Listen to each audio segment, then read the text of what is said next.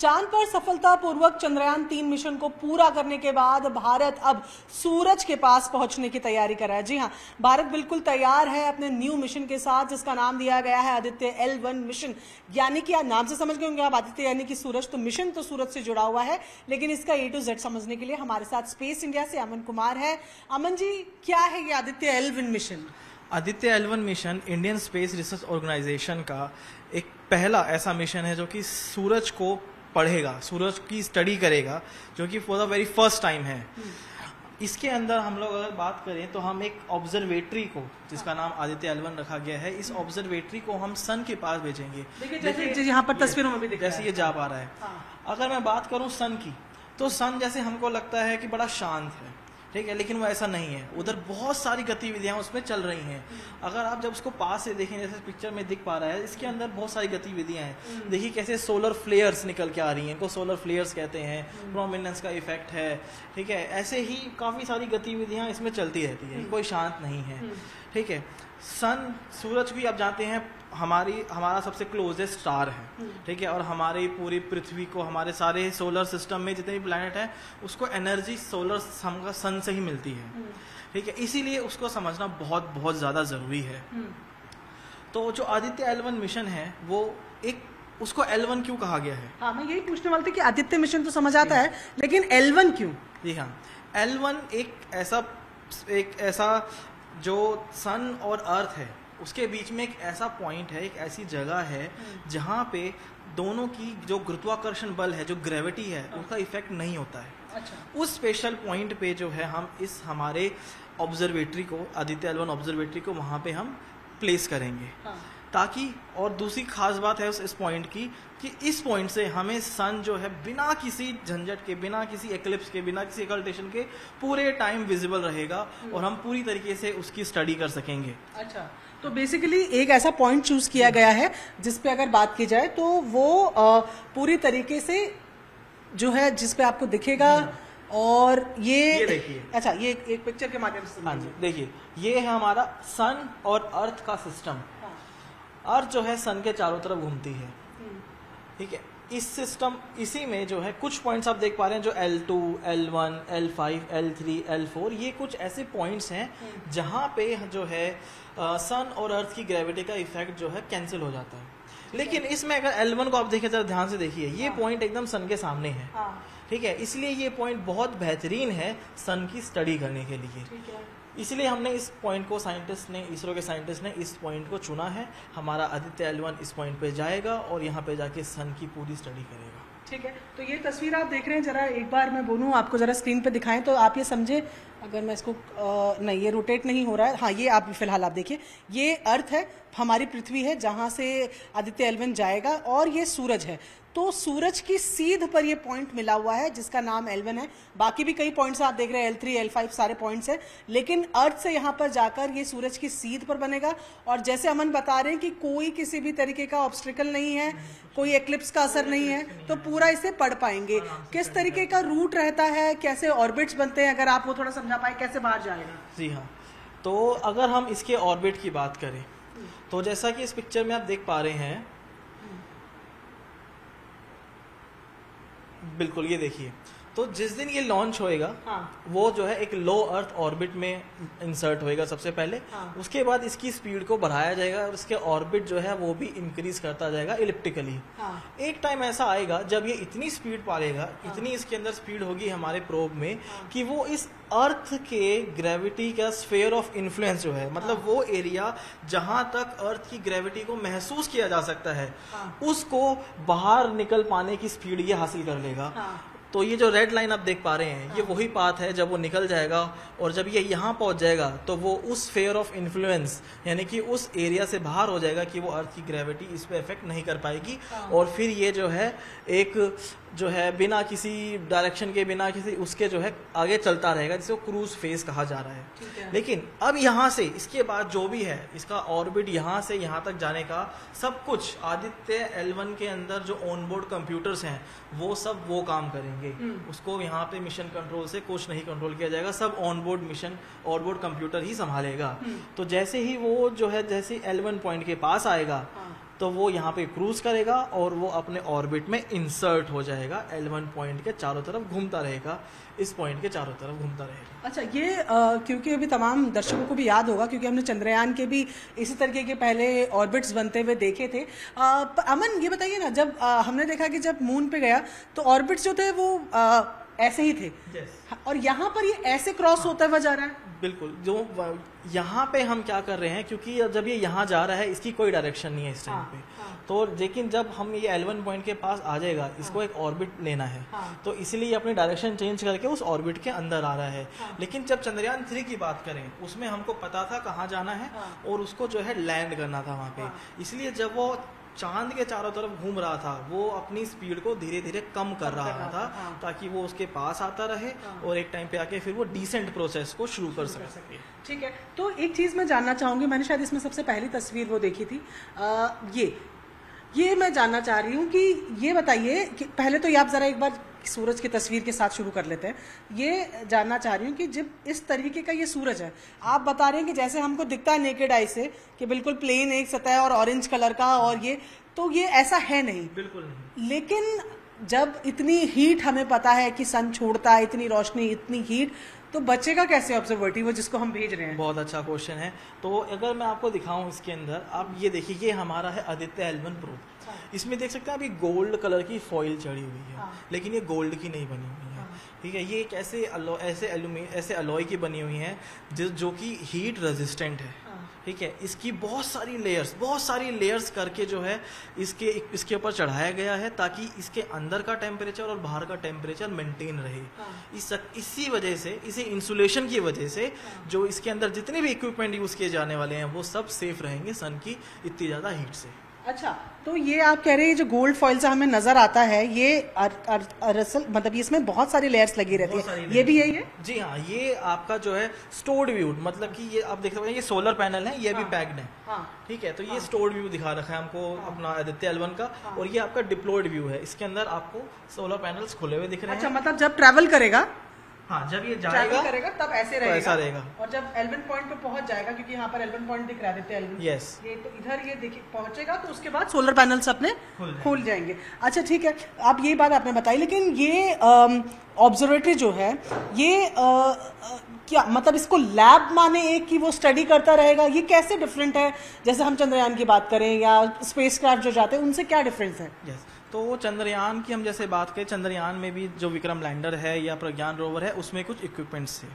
ठीक है, ऐसे ही इसके अंदर भी कुछ साइंटिफिक इक्विपमेंट्स हैं जो कि अपने साइंटिफिक ऑब्जेक्टिव के हिसाब से वहाँ जा रहे हैं, जो कि सन की बेसिकली ये 3 लेयर को स्टडी करेगा, फोटोस्फेयर को, उसके बाद जो है क्रोमोस्फेयर, और उसके बाद जो है कोरोना, आउटर मोस्ट लेयर जो होती है सन की, उसको स्टडी करेंगे इसके अंदर जितने भी इक्विपमेंट्स हैं। तो अगर मैं इक्विपमेंट्स की बात करूं इसके अंदर, तो हमारे पास यहाँ पे देखिए, मैं पहले इसके साइंटिफिक ऑब्जेक्टिव्स बताता हूँ आपको।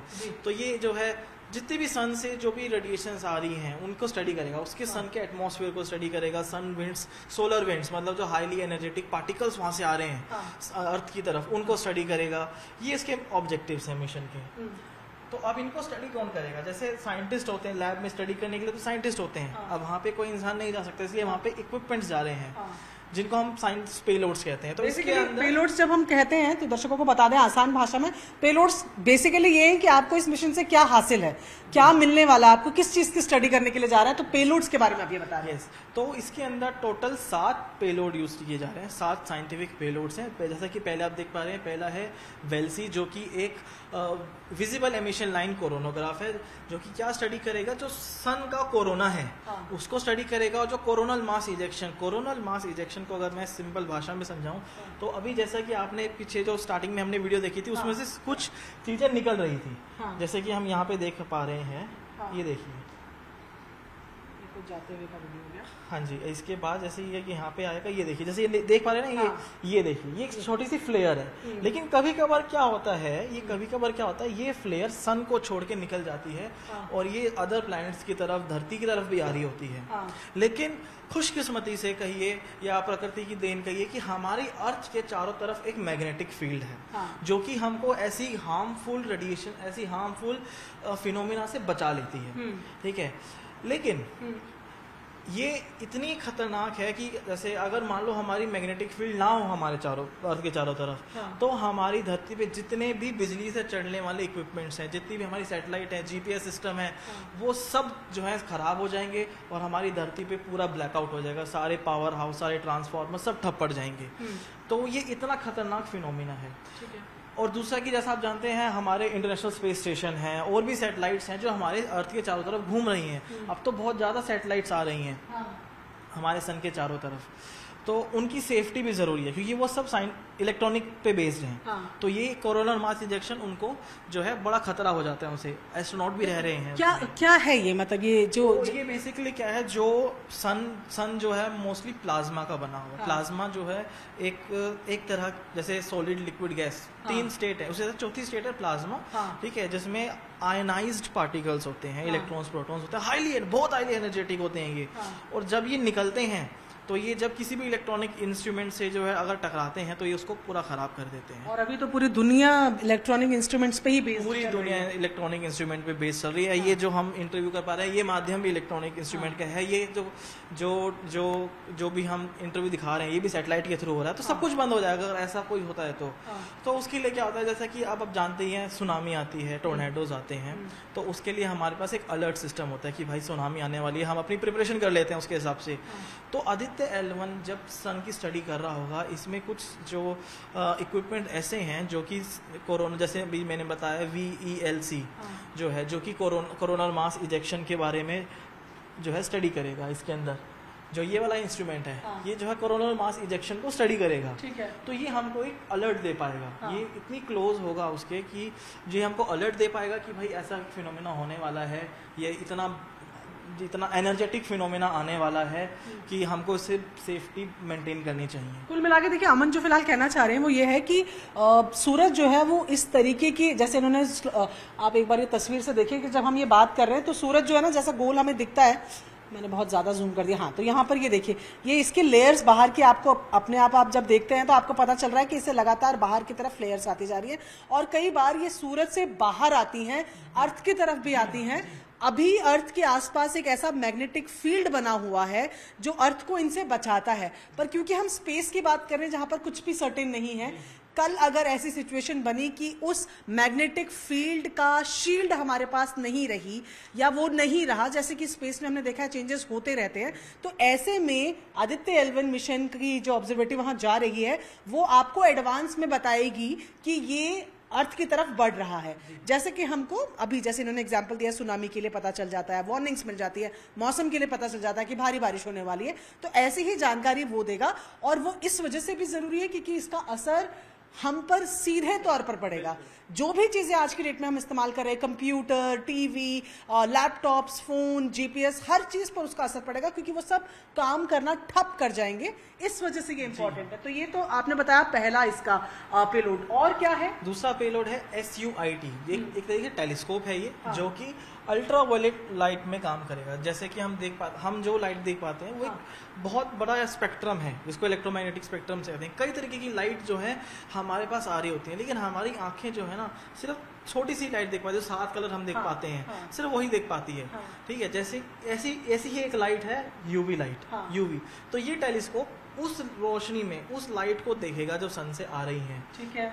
हाँ, अगला पेलोड है हमारे सोलेक्स और हेलियोक्स। तो ये 2 स्पेक्ट्रोमीटर हैं जो कि एक्सरे को स्टडी करेंगे, अलग अलग एनर्जी की, लो एनर्जी से लेकर हाई एनर्जी के एक्सरे जो सोलर विंड से आ रहे हैं ये उनको स्टडी करेंगे। उसके बाद है एस्पेक्स एंड पापा।